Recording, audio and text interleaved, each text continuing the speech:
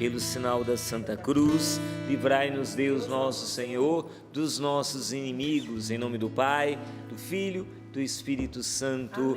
Amém. Vinde, Espírito Santo, enchei os corações dos vossos fiéis e acendei neles o fogo do vosso amor.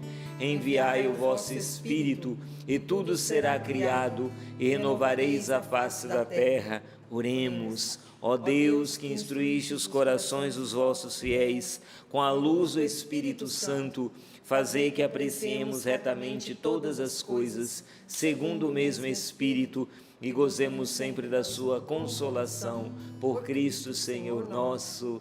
Amém. Repetindo, a passagem de hoje está em Mateus, capítulo 28, versículos de 16 a 20.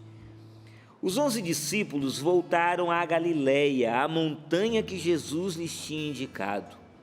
Quando o viram, prostraram-se, mas alguns tiveram dúvida. Jesus se aproximou deles e disse: Foi-me dada toda a autoridade no céu e na terra, e depois fazer discípulos entre todas as nações, e batizai-os em nome do Pai, do Filho e do Espírito Santo. Ensinai-lhes a observar tudo o que vos tenho ordenado. Eis que estou convosco todos os dias, até o fim dos tempos. Palavra da salvação. Glória a vós, Senhor.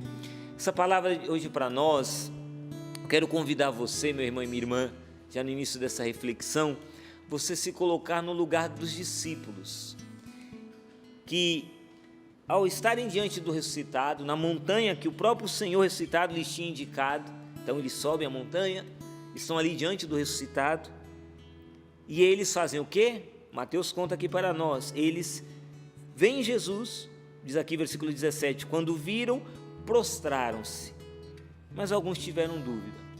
Quero lhe fazer essa pergunta: qual é o momento em que você se curva, em que você se prostra, em que você se coloca diante do Senhor, em que você o vê ressuscitado, vê Ele vivo? Qual é o momento em que você está ali, vendo Jesus, Ele está vivo, você tem essa certeza, Ele está vivo, e você pode se ajoelhar, dobrar os seus joelhos, se prostrar diante dEle? Qual é o momento? Na adoração. A adoração é um momento muito especial em que a gente vive exatamente isso que esses discípulos viveram.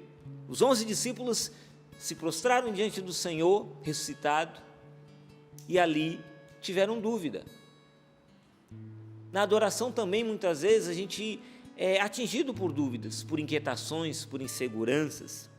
Eu queria ler para você aquilo que Padre Jonas fala para nós aqui neste livro maravilhoso, Agora Meus Olhos Te Viram, né? Também quero indicar esse livro. Você pode fazer até o combo, né?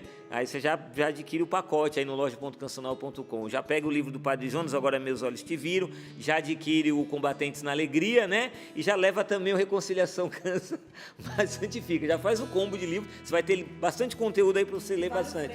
É isso, exatamente. Então, nesse livro aqui, o Padre Jonas vai falar sobre a adoração. Para quem não sabe, é um livro que o Padre Jonas escreveu falando sobre adoração. E aqui na página 15 deste livro, eu quero ler o que escreveu aqui o nosso pai fundador. Presta atenção nas palavras do Padre Jonas. Ele diz o seguinte: quando Deus se aproxima tanto de mim, a ponto de eu contar unicamente com Ele, então a proximidade, frequentemente tão inoportuna, das pessoas que querem alguma coisa de mim, ela perde a sua importância. E o mesmo ocorre com as preocupações e os problemas que me perturbam e roubam a minha paz. Quando a presença de Deus impregna a minha pessoa, não existe lugar para mais nada dentro de mim. Nada mais tem poder sobre mim. O Senhor assume o controle da minha vida. Aí ele continua dizendo: esquecendo a mim mesmo, eu alcanço a serenidade e cessa o rumor dos meus pensamentos e sentimentos, do meu temperamento, das vozes que me acusam. Assim, depois de uma longa procura, podemos encontrar a via de transformação, ou seja, o caminho de conquista de uma humanidade nova. Só encontra o caminho quem se prostra diante do mistério. Vou repetir: só encontra o caminho. Que caminho é esse, Alexandre? O caminho da conquista de uma humanidade nova, de ser um homem novo, uma mulher nova, uma nova criatura. Então só encontra esse caminho quem se prostra diante do mistério. A adoração, presta atenção, é a experiência de prostrar-se diante do mistério de Deus. Quando nos prostramos diante do mistério de Deus, a nossa alma se acalma e sentimos que nosso desejo mais profundo foi realizado, que finalmente encontramos aquilo diante do qual podemos nos prostrar. De fato, por toda a sua vida, o homem corre e procura aquele diante do qual possa se prostrar, que unifique e harmonize todas as suas forças e que transforme e satisfaça todos os seus desejos e suas necessidades. Não sou eu, mas é o Senhor dizendo a sua mudança, é o Senhor dizendo que a sua mudança pode acontecer pela adoração. O Padre João está dizendo, não sou eu que estou falando isso, mas é o próprio Senhor dizendo que a sua mudança pode acontecer pela adoração. Esse caminho de mudança, de transformação acontece quando a gente faz o quê? Quando a gente se prostra diante do mistério. Só encontra o caminho, esse caminho da conquista da humanidade nova, do homem novo, da mulher nova, de ser essa nova criatura, quem se prostra diante do mistério. E o que é adoração, Alexandre? O Padre João nos vai dizer aqui de forma tão bela, nessa quinta-feira de adoração para mim e para você. A adoração é a experiência de prostrar-se diante do mistério de Deus. E diante dessa experiência, quando nós nos prostramos diante do mistério de Deus, a nossa alma se acalma. Você está inquieto hoje, nessa manhã, você está angustiado, com tantas preocupações, tantos problemas? Acalma a tua alma. Só que eu posso ficar o resto daqui da reflexão e até o final do programa dizendo para você, acalma a tua alma, acalma a tua alma, acalma a tua alma, e isso não vai adiantar absolutamente nada. Porque a sua alma só vai se acalmar se você se prostrar diante do mistério.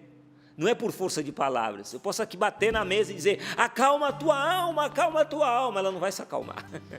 Como é que ela vai se acalmar? Se você se prostrar diante do mistério de Deus. Padre Jonas, esse profeta, esse homem de Deus, essa alma santa, Padre Jonas está lá na eternidade, nosso pai fundador, está indicando aqui para nós o caminho das pedras, o pulo do gato, né? A gente diz, olha, o cara está ensinando aqui o segredo para mim e para você. Como é que a gente acalma a nossa alma, Alexandre? Nos prostrando diante do mistério. Mas aí você pode ter dúvidas, mesmo se prostrando diante do mistério. E o Catecismo da Igreja Católica, no número 1381, veja só o que diz o Catecismo 1381. Quero pegar aqui e mostrar para você. 1381 vai falar a respeito da presença de Jesus no Santíssimo Sacramento, e vai dizer, a presença do verdadeiro corpo de Cristo e do verdadeiro sangue de Cristo neste sacramento não se pode descobrir pelos sentidos, diz Santo Tomás, mas só com fé, baseada na autoridade de Deus. Por isso, comentando o texto de São Lucas 22, versículo 19, isto é o meu corpo que será entregue por vós, São Cirilo declara, não perguntes se é ou não é verdade, aceita com fé as palavras do Senhor, porque Ele, que é a verdade, não mente. Vou repetir as palavras de São Cirilo, não perguntes se é ou não é verdade, aceita com fé as palavras do Senhor, porque Ele, que é a verdade, não mente. São Cirilo de Alexandria vai nos ensinar isso. Então quando você estiver ali diante do Santíssimo Sacramento adorando, pode vir aquela tentação, será que de fato eu estou diante do Senhor ressuscitado? Será que de fato é isso mesmo? Mas veja, ali, a gente pode até pensar assim, interessante, porque também a esse respeito, o próprio Catecismo também, ele vai falar para nós aqui, vai dizer aqui, no número 644, que a gente pensa assim, poxa, essa dúvida dos discípulos, diz aqui versículo 17, quando viram, prostraram-se, mas alguns tiveram dúvida. A gente fala, nossa, falta de fé, né? Bando de incrédulos, esses 11 discípulos. Só que o Catecismo traz uma explicação aqui bem interessante. Ele diz assim, que, né, a partir disso que Mateus narra para nós, né, que alguns ali em adoração, né, prostrados, porém duvidaram. Olha o que o Catecismo vai dizer no finalzinho do 644, vai dizer assim, por isso, a hipótese segundo a qual a ressurreição teria sido um, entre aspas, produto da fé ou da credulidade dos apóstolos, ela carece de consistência. Então o pessoal pode dizer assim, isso aí foi um produto dos apóstolos, da cabeça deles, acreditavam que Jesus estava vivo, mas Jesus não ressuscitou coisa nenhuma. Isso é um produto da cabeça, da cachola de Pedro, Tiago, João, foi um produto da fé deles. Mas aqui vai dizer o catecismo, não, pelo contrário, a fé que aqueles 11 tinham na ressurreição, ela nasceu sob a ação da graça divina, da experiência direta da realidade de Jesus ressuscitado. Eles se prostraram e eles viram, como a gente diz, com os olhos que a terra de comer, eles viram o Senhor ressuscitado, eles estavam diante, então não era um produto da fé, era uma experiência, pela graça de Deus, eles estavam vivendo uma experiência. E aí, o catecismo então, voltando ali no número 1381, vai dizer então, que só se pode descobrir a presença real, a presença do verdadeiro corpo de Cristo, o verdadeiro sangue de Cristo, não se descobre pelos sentidos, não é pelas emoções, mas é pela fé, baseada no quê? Vai dizer aqui o catecismo, Santo Tomás de Aquino nos ensina, baseada na autoridade de Deus. A autoridade vem de autor. O autor da carta aos Hebreus, quem escreveu a carta aos Hebreus, no capítulo 12, vai dizer que Jesus, ele é o autor e consumador da nossa fé. Uma das traduções traz essa bela expressão, Jesus, ele é o autor e consumador da nossa fé. Veja, em outra tradução, vai dizer que ele é aquele que leva a nossa fé à perfeição. Quando fala que ele é o consumador, é isso, ele leva a nossa fé à perfeição. Então ele tem toda a autoridade. Veja, aqueles homens estavam prostrados, alguns tiveram dúvida, e Jesus logo em seguida vai dizer, foi-me dada toda a autoridade no céu e na terra. Ele está ali chancelando, ele está dizendo exatamente aquilo que diz o autor da carta aos Hebreus, que depois vai dizer o autor da carta aos Hebreus, ele é o autor e consumador da nossa fé. Jesus está dizendo, é verdade, eu tenho toda a autoridade, a tua fé nasce de mim, a tua fé, ela não nasce dos sentidos, mas ela nasce a partir da minha graça, é pela minha graça, você está diante daquele. Então, meu irmão, por que eu estou falando tudo isso para você entender que quando você se prostra, quando você se ajoelha diante de Jesus na hóstia consagrada, você está diante do autor, do consumador da sua fé, você está diante daquele que é o teu Senhor, nós estamos diante daquele que é o nosso Senhor. Eu, Alexandre, quando eu me ajoelho em adoração a Jesus, eu estou diante daquele que é o meu dono. Eu, Alexandre, eu estou diante daquele que é o meu dono. A Paula, quando se ajoelha, o Gabriel, a Valdênia, quando a gente se ajoelha ali diante de Jesus, no Santíssimo Sacramento, a gente está dizendo, tu és o meu dono, eu sou tua propriedade, eu te pertenço, sou teu escravo, tua escrava, pertenço a ti, já não pertenço a mim mesmo, já não sou dono do meu próprio nariz, já não faço o que eu quero, a hora que eu quero, do jeito que eu quero, como eu acho que tem que ser as coisas. Não, tu és o meu Senhor, eu me prostro diante de ti declarando, tu és o meu Senhor, e eu reconheço que tu tens toda a autoridade na minha vida. Veja, na adoração então a gente tem essa oportunidade linda de se expor, como alguém que vai na praia, comparando, fazendo essa comparação, alguém vai na praia e se coloca ali para se bronzear sob os raios do sol, fica ali 10 minutos, tem gente que é branquinho, aí quando se põe 10 minutos, sai do guarda-sol, já fica vermelho igual o camarão, passa aquele fator de proteção 5.000, a gente fala brincando, fator de proteção 5.000, a pessoa ficou 10 minutos fora do guarda-sol, já está todo vermelhinho. Por quê? Porque o raio do sol veio, a pessoa nem pediu, não precisou, abrir um pouquinho ali o sol no meio das nuvens, já veio, a pessoa fica um camarão, que a gente fala, É isso, na adoração você chega ali diante do Senhor, do sol da justiça, você se expõe aos seus raios de santidade, aos seus raios de graça, aos seus raios de cura, aos seus raios de libertação, aos seus raios de restauração, aos raios de transformação, aquilo que o Padre Jonas escreveu aqui nesse livro, transformação de uma humanidade nova, a conquista de uma humanidade nova, essa via de transformação. Prostrar-se diante do mistério, os raios que brotam, que são irradiados deste mistério, Jesus presente na hóstia consagrada, e esses raios curam, libertam, santificam, nos orientam, e a gente sai não vermelhinho igual o camarão, a gente sai dali da capela, depois daquele 15 minutos, 20 minutos, meia hora, uma hora que seja, a gente sai daquele tempo, a gente sai depois, vai para casa, vai para o trabalho, vai para onde tem que ir, depois de adorar Jesus, a gente sai dali, não bronzeado igual vai para a praia, mas você sai dali santificado, Reconciliação cansa, mas santifica, Jesus santifica, e Ele santifica. Ele santifica pelo Espírito Santo, é o Espírito Santo que é o santificador. Então, ali naquele momento, diante do Santíssimo, a gente adora, e a gente é batizado no Espírito Santo, a gente é restaurado. Que coisa mais linda, gente. Nós não podemos perder essa oportunidade. Na quinta-feira de adoração, a Canção Nova vive a quinta-feira de adoração, e ela faz um grito, um eco, para o Brasil e para o mundo inteiro, dizendo: vamos adorar a Deus, quem não adorar não vai aguentar, adore, adore, adore. Você quer ser santo, quer acalmar a tua alma, adore. E mesmo que você tenha dúvidas, não se preocupe, não é pelos sentidos, mas é pela fé. E aí também o catecismo, um pouquinho mais para frente, lá no número 2088, a partir do 2088, vai falar sobre duas dúvidas que a gente pode ter, que os discípulos tiveram aqui. Uma dúvida é a dúvida voluntária, e a outra dúvida é a dúvida involuntária.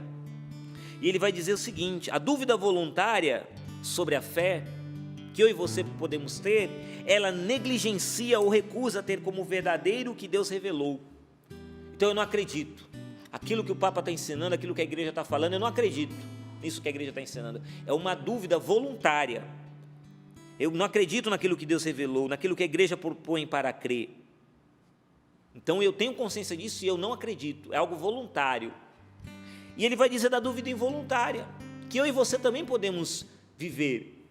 E veja o que é a dúvida involuntária. O Catecismo vai explicar, 2088, a dúvida involuntária designa a hesitação em crer, a dificuldade de superar as objeções ligadas à fé, ou ainda a ansiedade suscitada pela obscuridade da fé.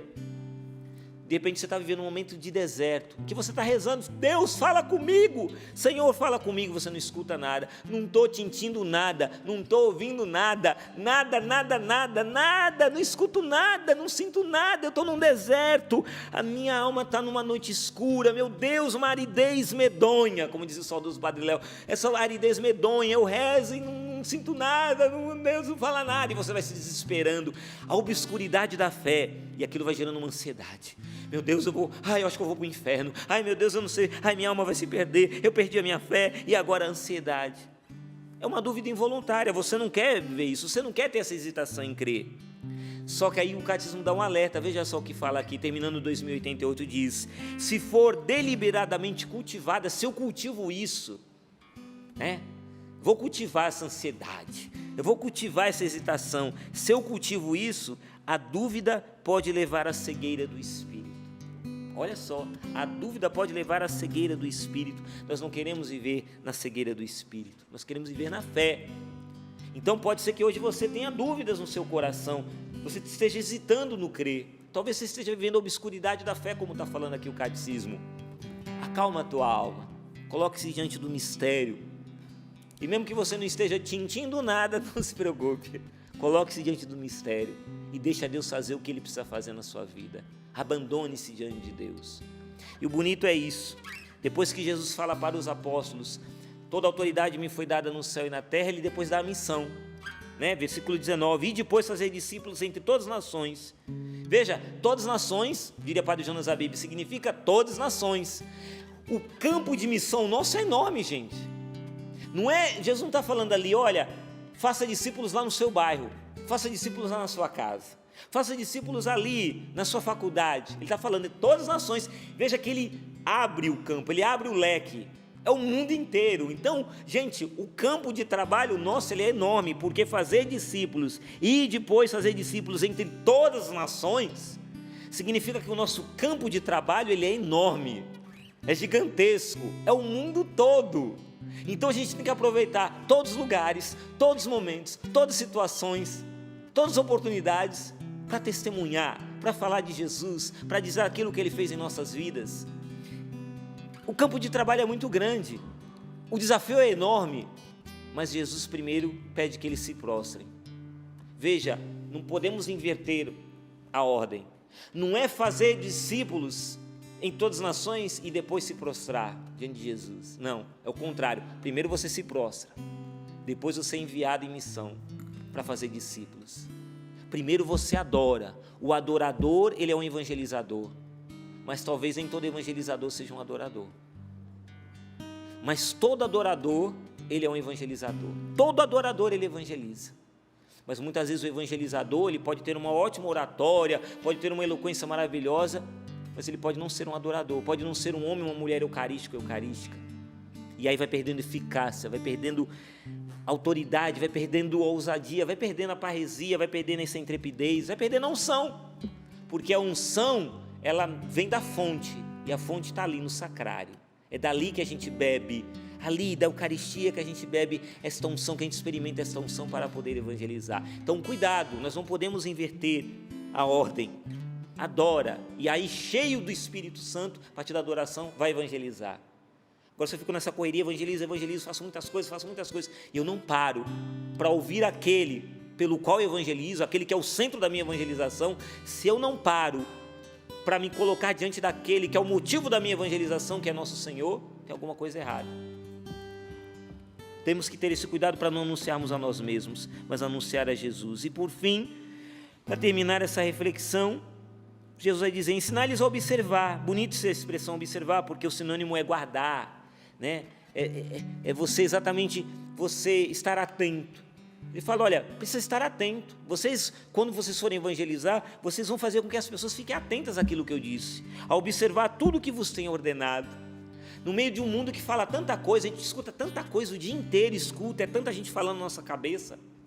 Jesus está falando, a minha palavra não pode se misturar no meio dessas tantas outras palavras. Ela não pode ser mais uma no meio de tantas que você escuta. A minha palavra tem que ser guardada, ela tem que ser observada. A palavra de Deus tem que ser tratada de uma forma diferente. É diferenciado. Eu escuto minha mulher o dia inteiro buzinando na minha cabeça, escuto meu marido o tempo todo reclamando na minha cabeça, escuto meus filhos reclamando, escuto não sei quem, escuto lá fulano, beltrano, ciclano, meu patrão me cobrando no trabalho, eu escuto o dia inteiro pessoas buzinando na minha cabeça, né? Eu escuto, ainda mais se você que está aí, por exemplo, o pessoal que atende no call center, né? Ali, o dia inteiro com o fone ali ouvindo, o dia inteiro ouvindo pessoas, ouvindo problemas, ouvindo pedidos, o dia inteiro ouvindo, chega em casa ainda tem que ouvir os parentes, tem que ouvir, ouvindo o dia inteiro. E a gente não quer ouvir a Deus, porque, não vou agora adorar para ouvir a Deus, porque a gente acha que a palavra de Deus vai entrar no meio de tantas outras palavras. Não, nananina não, ela não pode entrar no meio de outras palavras, ela tem que ser diferente, tem que ser dado o devido peso, o devido destaque àquilo que Deus fala ao nosso coração. A palavra, quando Deus nos fala, é diferente de quando o marido fala, do que quando a esposa fala, de quando o filho fala, de quando o patrão fala, do que quando o vizinho fala. Quando Deus nos fala, tem toda uma diferença. E na adoração, Deus quer falar ao nosso coração. E Ele quer que essa palavra, aquilo que Ele nos ordena, aquilo que Ele nos orienta, seja observado. Não seja jogado na lata de lixo, na vala comum. Não, nós não podemos desperdiçar. Paulo já havia alertado isso nas suas cartas, dizendo, né, não desprezeis as profecias. Quando Deus fala, não pode ser desprezado. Quando Deus fala, precisa ser observado, guardado. E aí vem o mais bonito, esse Deus que fala a nós e quer falar a nós na adoração, vai dizer, eis que estou convosco todos os dias, até o fim dos tempos. Eu estou convosco todos os dias, até o fim dos tempos. Hoje a gente precisa tomar a decisão por esse Deus que está conosco. Acho que já contei essa historinha aqui numa outra meditação que eu fiz, mas ela se encaixa bem com esse contexto. Tinha um jovem que estava indeciso, vou seguir a Deus ou vou ficar nos prazeres do mundo? Ele estava ali num muro, de um lado do muro estava Jesus, Nossa Senhora, os santos, os anjos chamando, vem para cá, vem para o nosso lado, vem aqui, vem para o lado de Deus, vem para as coisas do céu, vem para as coisas do reino, aqui está bom demais, aqui a gente diz, vem para a Canção Nova você também, aqui está bom demais, então estavam chamando, vem para cá. E do outro lado do muro estava ali Satanás, os demônios, todo o inferno ali, tudo quietinho olhando. E o rapaz olhando ali, Jesus, Nossa Senhora chamando, vem para o nosso lado, vem. E o diabo ali quieto, na dele, os demônios tudo quieto. E Jesus insistindo, vem para o nosso lado, vem.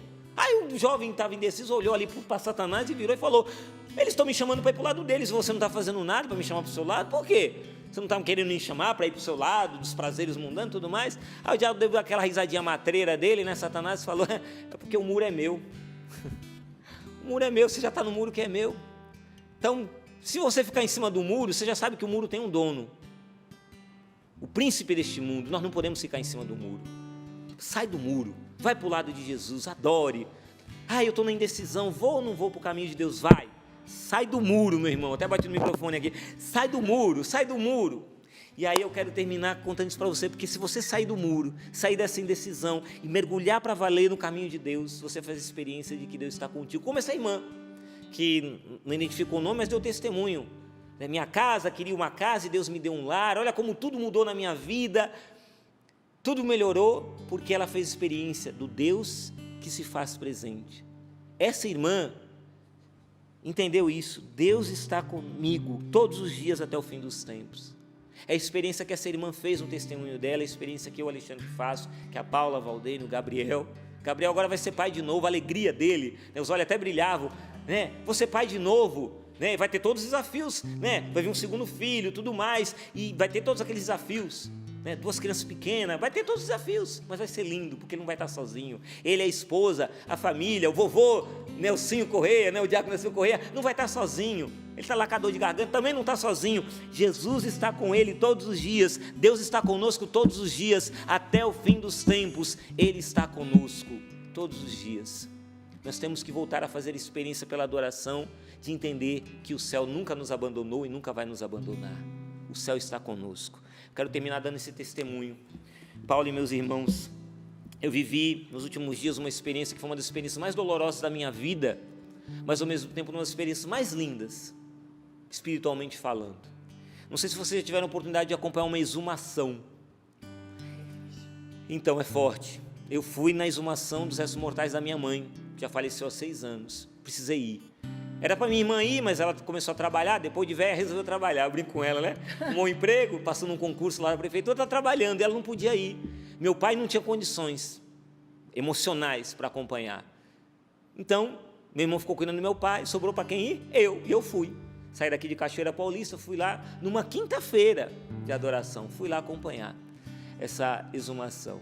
Não vou entrar em detalhes, porque não é o caso, mas ali, vendo os restos mortais da minha mãe, foi muito forte, porque quando o rapaz ali foi tirar os restos mortais da minha mãe, eu já levei um choque, logo na hora que abriu a sepultura, porque o caixão da minha mãe estava dentro de água, todo mergulhado em água. Aquilo já foi um choque. O rapaz olhou para aquilo, o rapaz lá, o coveiro, e disse: meu Deus, como é que eu vou tirar? Ele até falou isso: como é que eu vou tirar os restos mortais? Não, mas nós vamos dar um jeito. E eu perguntei para o rapaz: por que está cheio de água? Foi por causa da chuva que entrou, pelo sol? Ele me explicou: é porque aqui nesse cemitério tem um lençol freático, né, que chama, passa aqui, então acabou vindo de baixo, e acabou entrando, fora, ao redor do caixão, e dentro do caixão tinha água. Eu já fiquei mexido com aquela cena, e vendo ali, né, tirando os restos mortais da minha mãe, eu ali muito mexido, no final, eu ali sozinho, né, tentando manter a força, segurando as lágrimas, mas eu chorei depois, né, chorei muito, mas ali, diante daquela situação, Paulo e meus irmãos, o rapaz, o coveiro falou assim, achei tão bonito quando ele falou isso, ele disse assim: você vê como é que é a vida da gente, né, olha o que sobra de nós, né, esse é o nosso fim, por isso que a gente precisa viver bem essa vida, amando, fazendo bem. Ele começou a falar isso, eu falei: é verdade, meu irmão, Deus nos deu essa vida para a gente fazer o bem, para a gente, né, amar as pessoas, perdoar, né, porque esse é o fim de todos nós, né, somos pó e ao pó voltaremos. E eu estava ali, né, ouvindo, e eu o tempo todo pedindo a Nossa Senhora que ficasse comigo, me sustentasse, e ali vivendo, sabe, aquela experiência dolorosa, dos restos mortais da minha mãe, que depois eu tive que carregar nos braços, mas isso é um outro testemunho, um outro momento.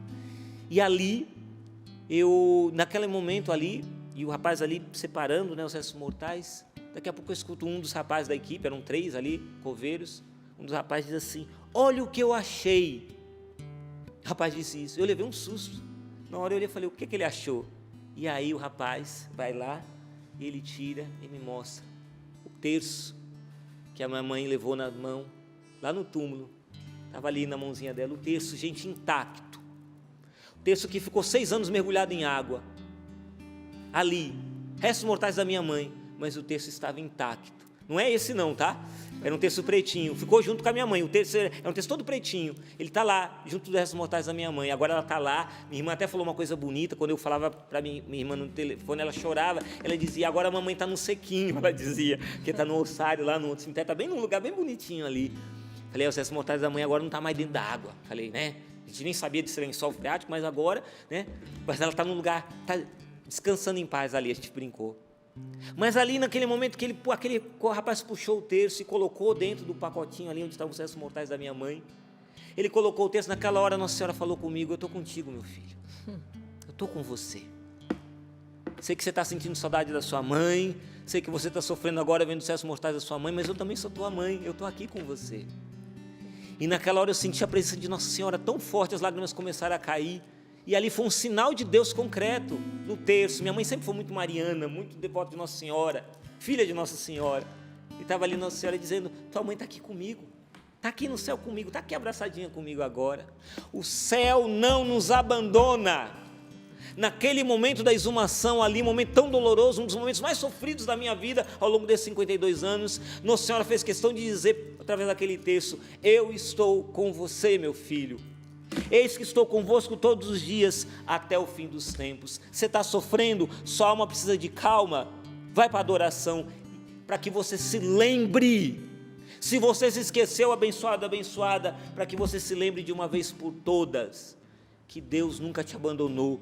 Eu estou contigo, eu, Jesus, estou contigo, minha mãe também está, os anjos estão contigo, o céu está contigo, todos os dias. E todos os dias, diria Padre Jonas, significam todos os dias, até o fim dos tempos. Termino, para os meus irmãos poderem rezar, partilhar, a gente terminar, termino com essa frase de Santa Teresa d'Ávila, que vai dizer para nós, fica com essa frase: falte-me tudo, Senhor meu, mas se vós não me desamparardes, não faltarei eu a vós. Amém.